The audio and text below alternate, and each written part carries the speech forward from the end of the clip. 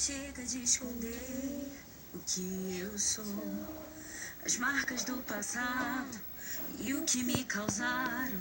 São coisas que eu não posso compreender.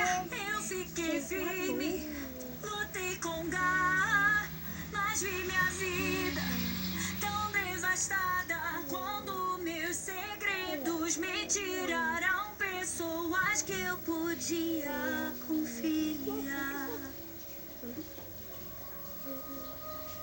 Eu fui na direção errada e não posso voltar. Mas o que eu quebrei em nós eu quero consertar. Algo dentro de mim grita que não é o fim, pois nada vai poder calar o som da nossa voz. Todas as cores na minha cabeça eu desbotei. Fui dura no momento errado, eu não facilitei. A música que nós deixamos de escrever, ela deve soar como o som da nossa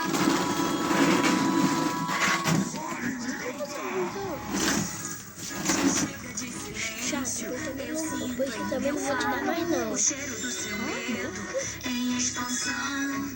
Não me sinto sozinha, demônios não me assustam. Hoje nós não temos paixão das mentiras. Fomos covardes, não obstantes, insuperáveis que sonham, que lutam e mesmo cansadas mergulhem no fogo e nós iremos te salvar.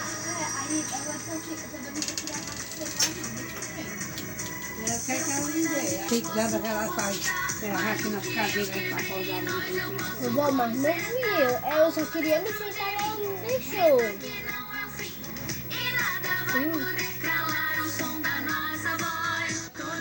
Deixa tu ver que quando eu pecar de novo, você bate a mão que não vou dar mais pra tu não. Como é chato? Fica sendo animal com as pessoas. Então pronto, primeiro vai sair sabendo.